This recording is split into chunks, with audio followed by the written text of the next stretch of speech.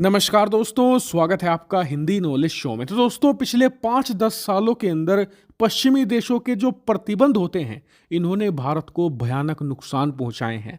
भले ही पश्चिमी देशों ने भारत पर प्रतिबंध ना लगाए हों, लेकिन फिर भी ये इनडायरेक्ट तरीके से भारत को हैवी लॉसेस करते हैं। वो कैसे? उदाहरण के लिए भारत ने ईरान से भारी मात्रा में तेल खरीदना शुरू किया, वहां पर चाबहार पोर्ट बनाना शुरू किया, अच्छा खासा इन्वेस्टमेंट भी किया।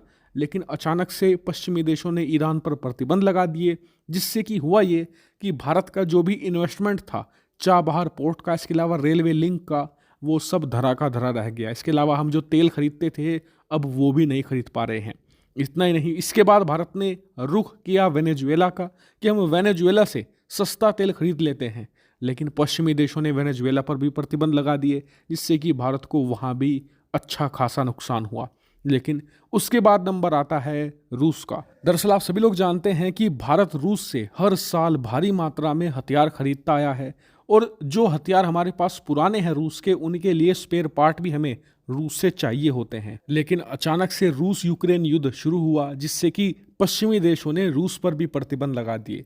अब इससे भारत के सामने एक बड़ा खतरा पैदा हो गया था कि जो हमारे पुराने रूसी हथियार हैं, जो लगभग हमारी सेना के करीबन 60 से लेकर 70% बैठते हैं, वो सभी धरे के धरे ना रह जाएं, क्योंकि प्रतिबंधों के तहत हम रूस से हथियार क्या, हथियारों के स्पेयर पार्ट भी नहीं खरीद सकते थे।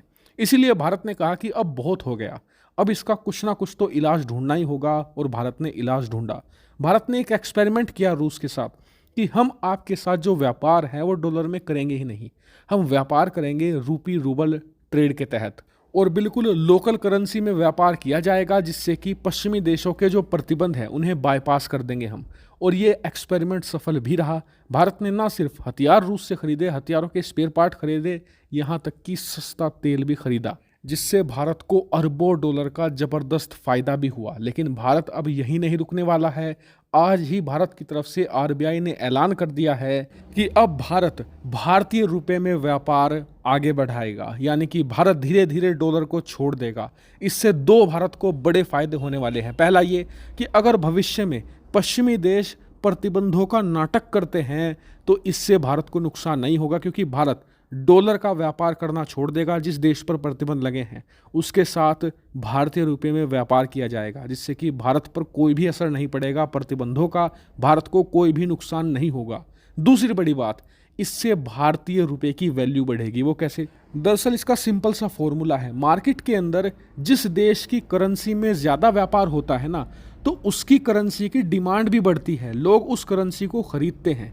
जब भारत ऐसा करेगा, डॉलर की जगह भारतीय रुपये में व्यापार करेगा, तो दुनिया भर के व्यापारी भारतीय रुपये को भी खरीदेंगे, जिससे होगा ये कि भारतीय रुपये की डिमांड बहुत बढ़ेगी और भारत की वैल्यू भी उसी के हिसाब से बढ़ती चली जाएगी। और आप खुद देखेंगे कि अब से कुछ सालों के बाद भारतीय रुपये का ट्रेड इतना बढ़ जाएगा कि भारत एंड में आकर डॉलर को पूरी तरीके से हटा देगा अपनी मार्केट से, और सिर्फ भारतीय रुपये में ही ट्रेड होगा, जिससे कि भारतीय रुपये की डोमिनेंस पूरे एशिया में कायम हो जाएगी। हालांकि सरकार के इस फैसले पर आपका क्या मानना है, कमेंट करके जरूर बताएगा। फिलहाल इस वीडियो में इतना ही। Thank you very much for watching video.